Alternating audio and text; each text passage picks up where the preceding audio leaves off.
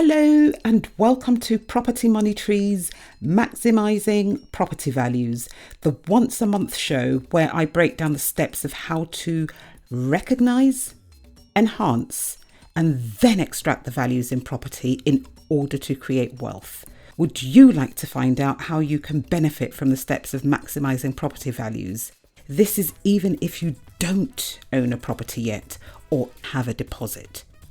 If that's a yes, then you're in the right place to find out. My name is Patricia Faber, and although many know me for my work as a solicitor, on this show you will be getting the benefit of my 30 plus years worth of experience of maximising property values, experience which has given me a net worth in millions. So who might benefit from listening to this show? Literally anyone with an interest in creating property wealth. Since the last episode, we now know when the Renters' Rights Act is going to be implemented, and it's going to start on the 1st of May of 2026. Now, the government is actually implementing the Act in 3 different phases, which are going to start at different times. And they've told us how they are actually going to achieve this. And I was talking about this in my clubhouse room just the other day. And so I thought, well, why do it twice? So I've just taken the audio from the clubhouse room, and that is going to be the subject of this particular episode. I hope you find it useful. So I wanted to talk about implementation today because it's so important. Really important.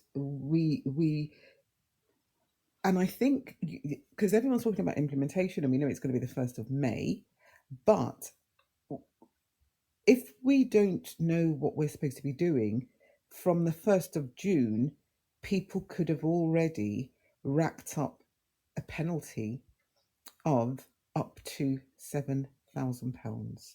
So it's really important. The thing about it is that, so from the 1st of May, we have to, so for existing tenancies, we have to give our tenants an information sheet which the government is going to give to us. And if we don't give them that information sheet by the end of May, we can expect to get at some point a penalty for up to £7,000. And I think in the government's guidance of the minimums that the local, or the starting points for the local authorities, I think for this particular one, I think they're suggesting £4,000. I'll have a look in a minute. So if we literally forget to give the information sheet to our tenants, it's going to cost us plenty. So implementation, although we might think it's a while away, we need to diarise it immediately to make sure that we don't miss the main stages. And it's like I've just said, it's not just about the information, it's about what we also have to do within a certain time period. So what the government is saying is, if we've got existing tenancies with written agreements already, then we don't need to issue new tenancies. The old ones will just become assured periodic tenancies on the 1st of May automatically. We don't have to do anything about it. So that's all good. However, we still need to issue this information sheet. And what the government also, I don't know whether or not the information sheet will have it because I've not seen it. It's not available just yet. But what I don't think the government is also saying is that there are certain possession grounds where you must, within a month of implementation, let your tenant know that you might be relying on that ground in order to regain possession. And if you don't do it, again, that will be a penalty situation. And do remember, if you get 2 penalties within a 5-year period, that automatically becomes an offence. And that offence means that you can be fined up to £40,000. So let's just, I hope that people in this room do not think that I'm doom mongering, because that is not my intention. My intention is to let us all appreciate the the heaviness of these new laws. So let us assume there's a landlord who doesn't give his tenant the information sheet. So if the landlord only has the one tenant, that is just the one penalty. If the landlord has 10 tenants, I can't even begin to work out how much that will be for that landlord, because once you hit number two, it becomes an offence, which then is up to £40,000. So I guess on the first one, it will be up to £7,000. On the second tenancy, because, and again, remember, from the 27th of December, local authorities have these wide ranging powers, and they can ask whatever questions they want from whomsoever, and they can go into business premises with or without a warrant. So, assume, oh, I don't even want to go down this rabbit hole, but say, okay, so yeah, okay, the one landlord, they're self-managing and they've got 10. So, and they forget or they don't know that they should be giving out this information sheet. So number one, up to 7,000. Number two, up to 40,000. Number three, up to 40,000, and so on and so forth. We cannot afford to not give out this information sheet. It is so important. It sounds just like, kind of like run of the mill, but it isn't, especially if, the landlord has more than one property. Now, let me now move it slightly to one side. What if the landlord doesn't self-manage and they use a managing agent, and the managing agent doesn't give out this information sheet, and the managing agent is managing, let's say, three properties for this particular landlord. So what the Renters' Rights Act does is it says the landlord is going to be ultimately responsible. So whatever mitigating factors you put to the local authority when they fine you, they're not going to cancel the the fine. They're not going to do it, because they don't have the power to do it.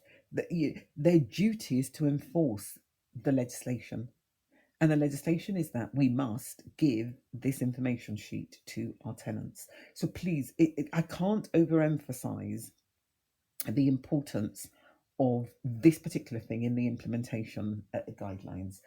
But again, let's go back to our landlord with the one property. So let's say the landlord has only got the one property, and they don't give the information sheet, and and say it's a property where they used to live there. They want to invariably move back into the property, and they don't give the notice to the tenant. So that is two.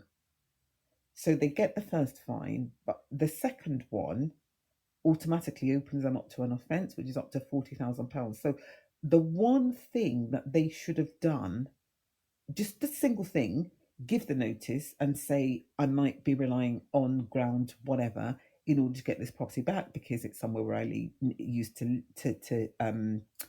live, and I might need it back for those purposes. And they don't do it. There's just 1 month is the opportunity period.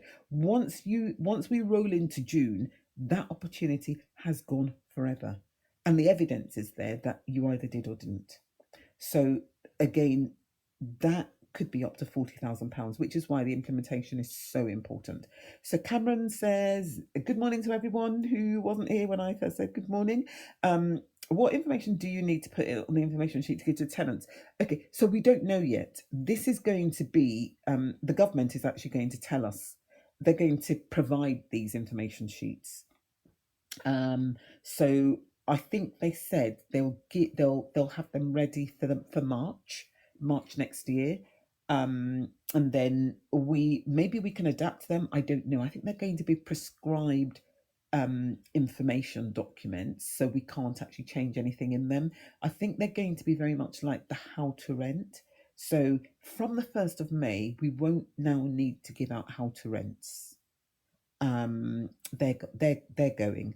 Um, so it really, really, really is important. But let me move on from this. That is, the main thing where I thought, this is something that can easily trip people up, because if we're not aware of the fact that we need to actively do something, and we think it's just a question of, oh, okay, these things are going to start happening, we can forget.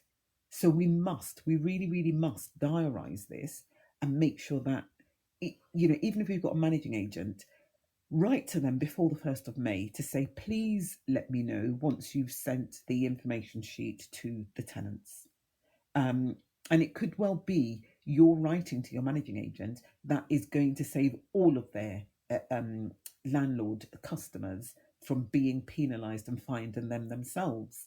Because some agents still do not know what they are supposed to be doing, and how like radical this new legislation is. So let's be proactive. Let's nudge them along to make sure that there's no comeback on us. And I'd say, if by the if by the last Thursday in May, God preserve our lives, you've not had confirmation, please do ask me, in the room, and I will be able to send you a document, and then just send the information sheet to your tenants yourself. Even if you have to post it first class, get a certificate of posting from the post office to prove that you've actually done it, because you might not have their email address if a managing agent is managing it for you. Better that they get two than that they don't get any at all. So please do that. So what information do we? Okay, okay, it's the same one. So that is, yeah, truly, truly important.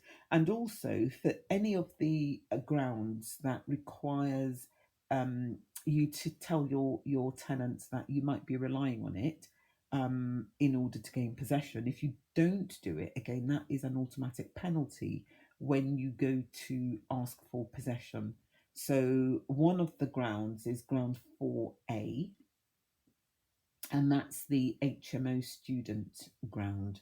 So again, people who deal with students, please, please, please, please, please be aware of this. So let's go back to the implementation schedule. What the government is doing is it's implementing the Act in two phases. So the first phase is the 1st of May 2026. So um, from the 1st of May, we can't we won't be able to use section 21, serve a section 21 notice on the tenant. And if we do, then okay, sorry, I'm going to go back. So Jit is saying maybe use something like signable for a proof, and they can sign to acknowledge. Yes, that is a really, really good idea, but first you'd have to have their email address. You might not have their email address. And secondly, I've had tenants where I've sent them, so on a tenancy renewal, I've sent them all the stuff using signable, and they've not signed it and sent it back. Well, I'm not bothered. I've not been bothered. When I see them, I think, you haven't signed it, and they go, oh yes, yes, yes, I forgot. But the thing is, they're paying the new rent, which was the reason why I was sending it, and I've registered their deposit, so I kind of like feel okay. But signable in itself, people tend to just be very blasé about them, unless it's for a new tenancy where they know that if they don't sign it, they're not moving in. So yeah, it really is just one of those things. Um, then Okay, so section 21, yeah, won't be able to use section 21 from the 1st of May. So please, please, please, please, please, if you do stuff for yourself, do not even attempt to issue a section 21 to your tenant. No, no, no, no, no, no, no. It will cost you a pretty penny. So don't do that. Section 21 out of the window. We need to reset how we think about the PRS and about our landlord and tenant relationships. It honestly, it requires a fundamental rethink. So the things that we do now, that we not just do automatically, we need to stop and say no. Everything that we might do from the 1st of May, if we're going to do it, we need to literally just stop ourselves and say, okay, is this going to be all right? We now have a new regime. Can I do this? Because if we ask ourselves that, we're very unlikely to get tripped up. Um, Now, on that point as well, like we can't issue Section 21 notices, we must not orally ask a tenant to leave. So the only way to ask a tenant to leave is to use the Section 8 procedure, and there are going to be prescribed forms for us to use. Once we've served the form on the tenant, we can then talk to them about it, as long as we're not putting undue pressure on them, because undue pressure is going to be, I suspect, considered to be harassment under the Eviction Act. So let's not do that. So we need to be fully aware of our duties under the Renters' Rights Act. There's, it's now law, and we must comply. And I'm sure we will. We will get along. We'll get through it. And I will continue. If I hear things, I'll continue to share with us, with us in this room, so that we can better prepare ourselves. Right. So as we know, from the 1st of May, assured periodic tenancies are going to come into effect. So another thing that we must not do is, if we're taking on a tenancy, a new tenancy, we mustn't try to say to them it's going to be for a fixed term. And we mustn't say to them it's going to be from, let's say, the 1st of March until the 1st of June, because that is a fixed term. We must not say this. There mustn't be an end date specified in the tenancy agreement. So you can have, obviously, the start date. That is actually going to be required for there to be a proper tenancy, but you must not have an end date. Again, this is really, really, really important, because if you do, penalty. Um, the possession grounds are going to change, but we've already been through them, so I'm not not going to do that again. Then rent increases, so that will be limited to once a year. We have to, so we're going to be using the Section 13 procedure, and apparently the form that we use at the moment is called a Form 4, but the new form is going to be called a Form 4A. So all of this information is trickling down, and that is all very, very good. But this is how we kind of like know what is going to be done. But and we can't use it within the first 12 months of a tenancy. So literally everyone who is in the room should by now have looked at their tenancies, should have looked at their rents. Honestly, you see, my view on the rents is, it's just going to be so much hassle. And I personally, I because my rents are very market rate at the moment, so that's all good. And the market, actually, I think, is going down. It's on a downward trend. So I'm not sure that I'm going to be looking to increase rents um, using the Form 4A. And also, there are certain risks involved in trying to increase the rent. So apart from the fact that the tenant could take you to tribunal, which is the main thing, and again, we mustn't be talking to them about an increase in rent before serving this form on them. After we've served the form, we can talk to them, but obviously politely. It's best to. I'm honestly thinking oral conversations should become a thing of the past. The government wants us to professionalise. I think they just want systems, and if we keep You see, our mindset has to change. And a lot of landlords, especially small individual landlords like us in the room, we think, oh, our tenants, and we value them, which is great. And we think we just want to kind of like just be that local landlord to them. But I don't know that that is actually going to work going forward. Yeah, obviously, it's not going to be all tenants and all tenancies, but I think we need to have a consistent approach. And what we do for one, we must do, for the other. And I think systems probably is the best way forward. So if there are any issues, then that um, um, then that can be immediately flagged, and there's an audit trail, as opposed to, oh, I said, she said, I didn't hear, didn't ring me, oh no, but I did. Because you see, the local authorities want to believe that we're no good. And so, and even if we're able to prove that that conversation didn't happen, or what the tenant said didn't actually take place, that is still time and energy that is going to be wasted. If we have systems, we just say, no, this is our system. Anything, all tenants know to log, any issues, any concerns, on this platform or wherever it is that we decide we're going to use. And if they've not logged something, then it didn't happen. Now, please, somebody who's really, really good, can you, if like if so just bear with me for a second. Okay, go on. So can somebody remind me that I'm doing implementation, because someone sent me something on, and I'll just read it out to you guys. This is what we're facing. So let's go to LinkedIn. So they've come up with a product for tenants. And where is it? Let me find it. And here we are. It's called Meet. Anyway, actually, I won't say what it's called, but I'll tell you what it does. So this particular app, and they are building it right now.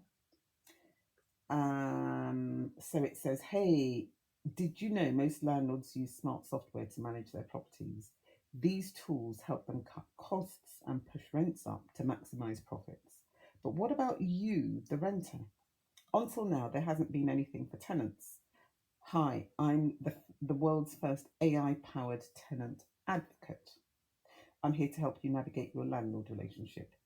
Starting 1 May 2026, the Renters' Rights Act will shape up the English rental market. You'll gain new powers to challenge unfair practices. My mission is to help you tackle rogue landlords. I can help you, and then there's a few bullet points. Secure a fairer rent, coordinate repairs and escalate issues, monitor rent increases to ensure the best deal, understand your rights. Want to be the first in line, register your interest. Now, another thing that they'd actually put there was they'll help them get rent payments.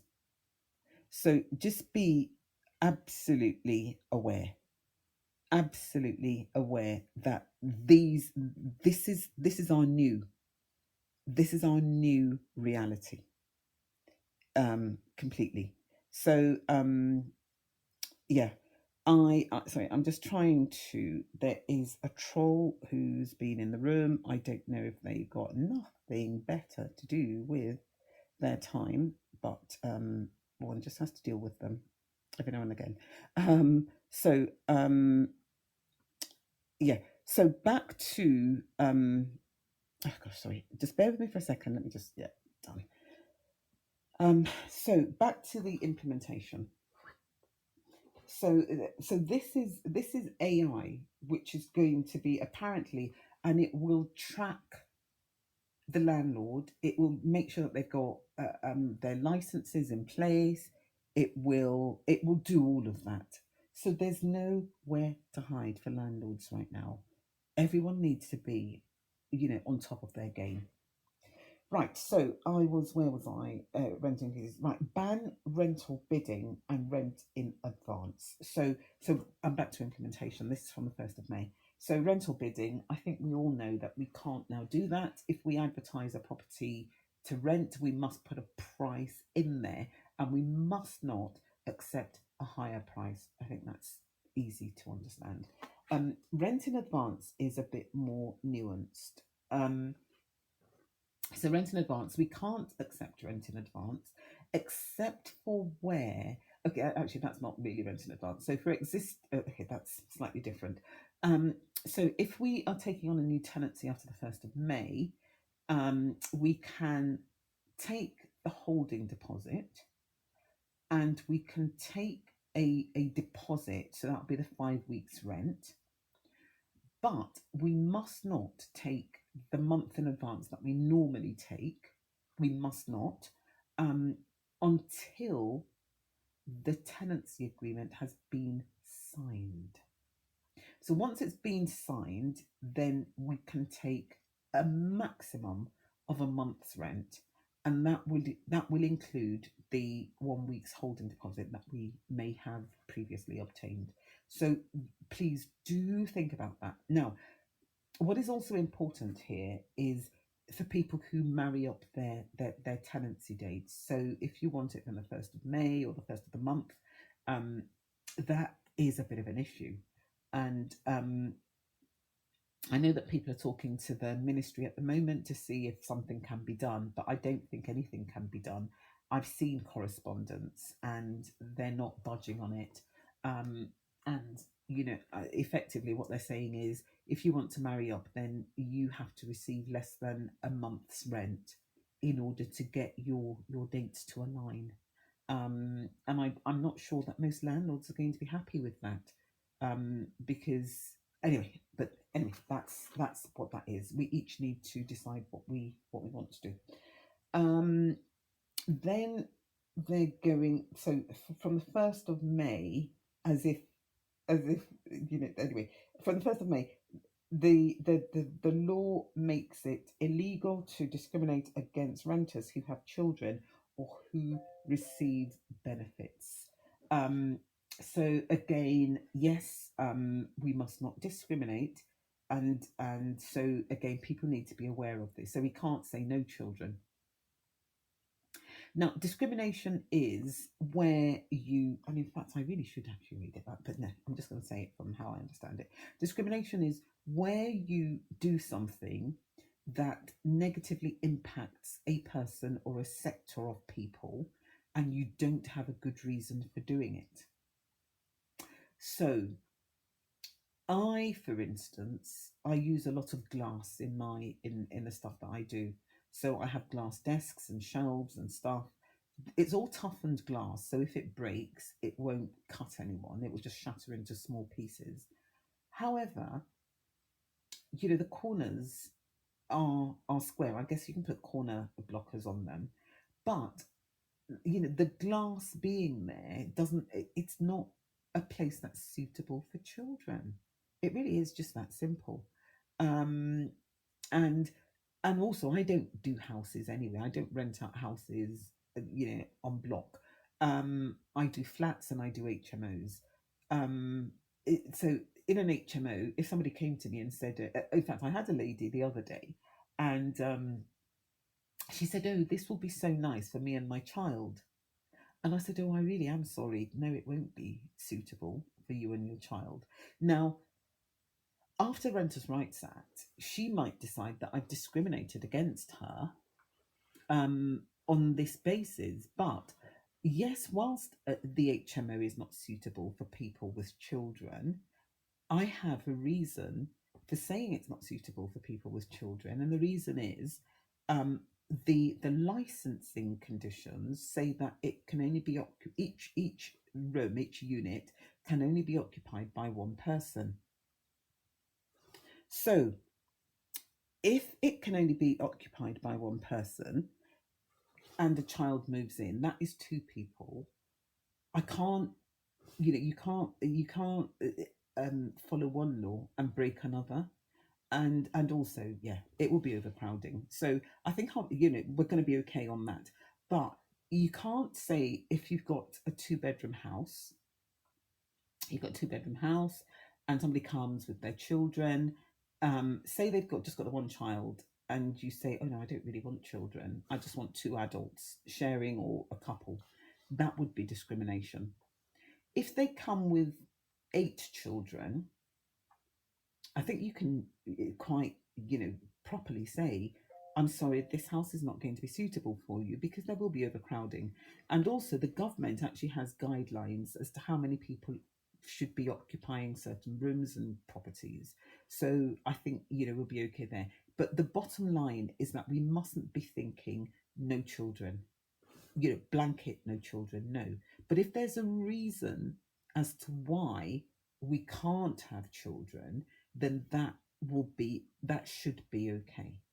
Um, so we've got that coming from the 1st of May, and we've also got the benefits thing. So now, with the benefits, I don't know if people are aware, but the ground for possession, if a tenant doesn't pay rent, so that we've got two based on rent, and they're there right now, and they're going to carry forward, post 1st of May. And the first one is what we used to call serious rent arrears, which was, so at the moment is 2 months' rent hasn't been paid, and then we give 2 weeks' notice, that we're going to go to court. The second one is persistent. Actually, there are three of them: persistent late rents, and then there's another one which is like, rent is due, but it's not of the serious rent category. So going forward, let me just talk about the serious rent. So the serious rent is going from 2 months to 3 months, and the notice period is going up from 2 weeks to 4 weeks. So I think we all know that already.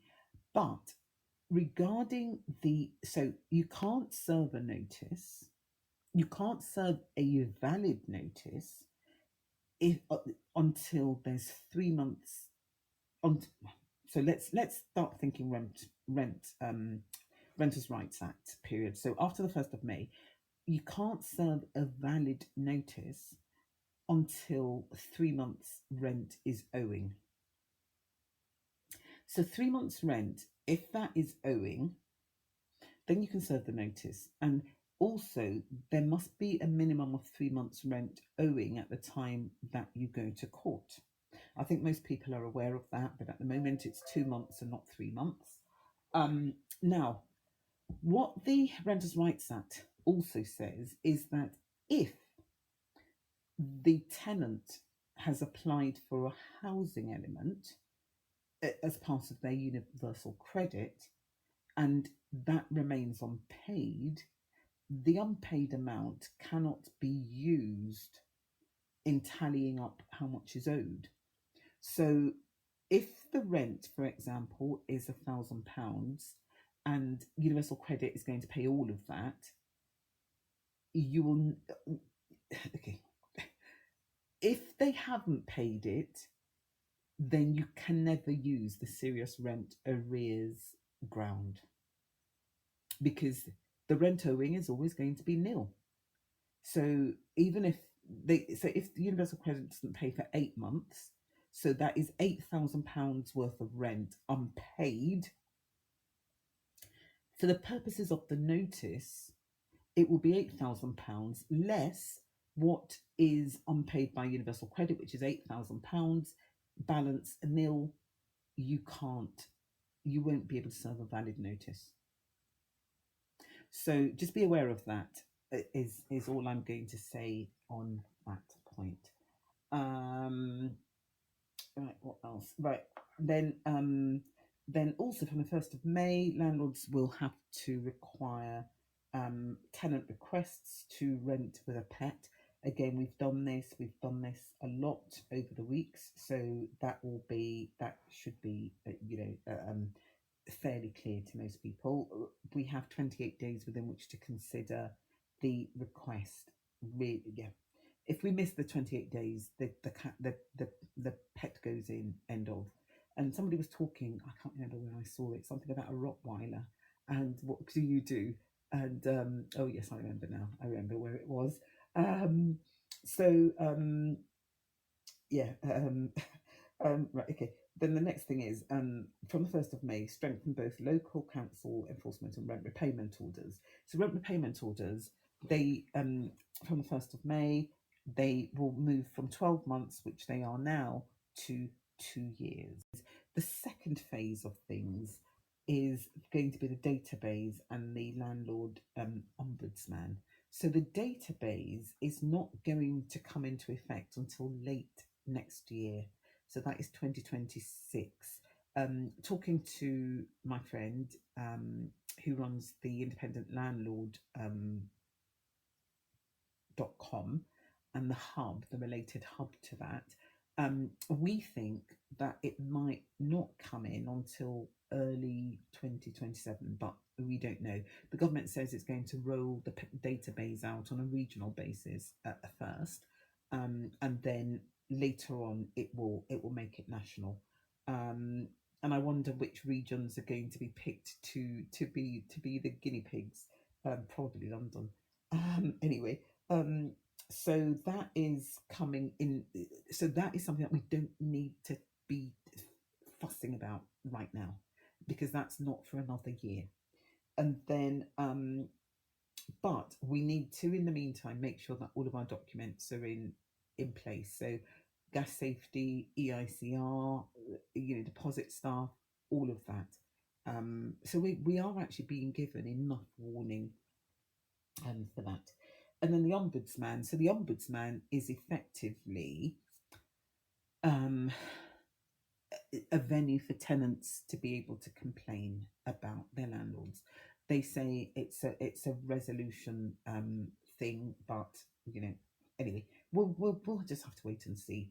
But also, what they're saying is, once the ombudsman has been chosen, they will then have 12 to 18 months within which to get it up and running. So, again, this is something for the medium term as opposed to the short term.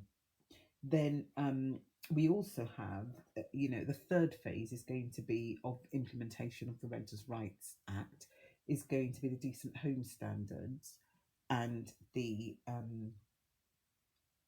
and AWAB's law. So decent home standards, the government has already said that is not going to come in before 2035. So that is very long term. So again, I don't think that there's anything that we need to be concerned about regarding that right now. We've got enough on our plates, so we just need to just focus on what is imminent. Um, then the government is also looking to increase the minimum standards for EPCs to a C, and that is by 2030. So, again, that is medium term, that's not for another 5 years. However, what is important, I think, is that the means of deciding how an EPC is worked out is being changed from next year. So what I did, I think it was last month, is all of my EPCs, I renewed them for another 10 years, irrespective of how long they still had to go, because I thought I'd really rather not be worrying about EPCs for now. And all of my EPCs are C's anyway, C's, and I've got one B. Don't know how that happened, but you don't look a gift horse in the mouth. So I did that in order to not have to be worrying about EPCs. And I would encourage anyone who's got a C or above. So what I did was I spoke to my EPC person, and I said, well, look, I want to renew my EPCs. He's going, well, why do you want to? They've still got, it, in one case, we still had 5 years.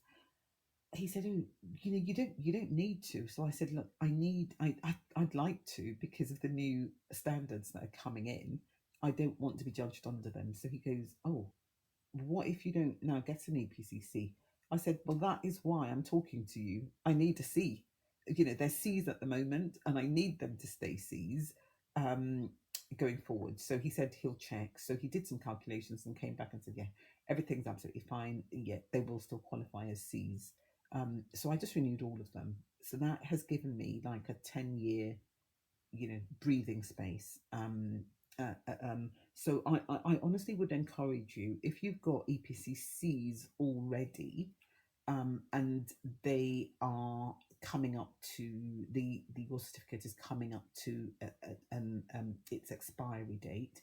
I honestly would encourage you to speak to the person who did the original assessment and say, look, you assessed, this property in whenever it was, and it's got a C. I'm thinking about renewing. If I were to renew, um, do you think I'd also get a C? Because I need to get a C, and I'd like to renew, but only if I'm going to get a C. Um, so just and if they say you're not going to get a C, then ask them, if it's going to be expensive for you to do whatever remedial stuff you might need to do in order to get a C, or you might decide that, look, do you know what? I'm done. I'm just going to sell it. You could do that. It will be entirely up to you. But in order to just take one more problem off your plate, I would encourage people to go renew their good EPC certificates. So that is if you're already a C or above. Then so the housing health and safety rating system, so that is the HHSRS.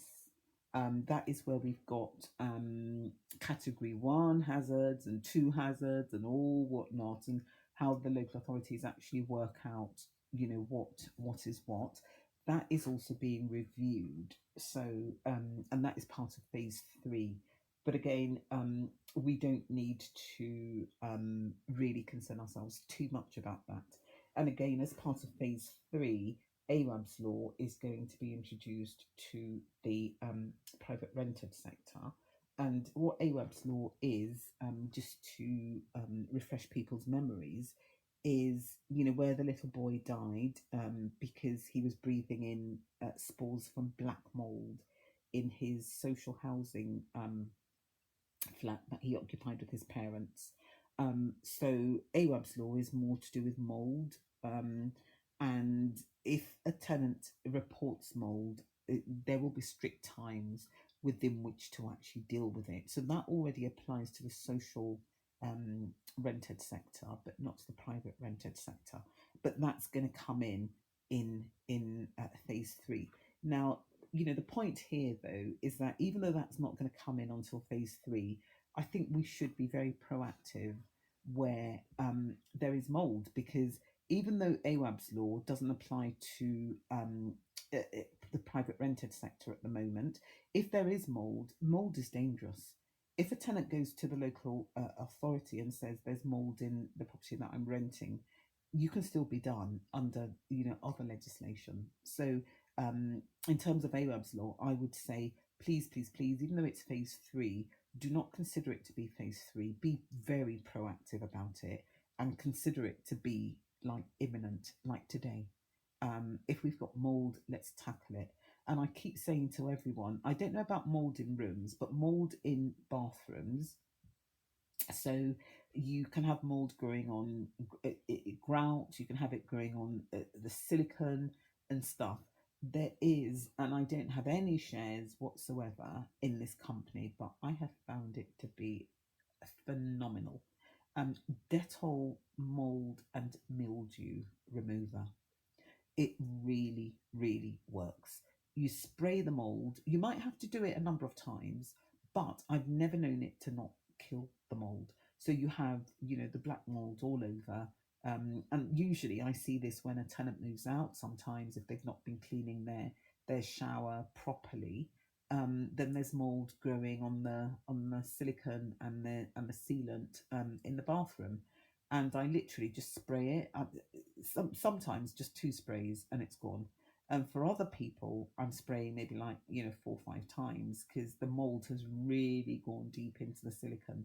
And what I've also done with, so sometimes when I've gone to deal with a maintenance issue in a bathroom, if I see mold there, I just tell the tenants about this product, and I give them their first bottle for free. But what I think I'm going to start doing is I will be giving them, with each new tenancy, I will be giving them a bottle, and I will be renewing those bottles every year, because you don't need to use very much of it. You just squirt the and I buy the 750 ml ones.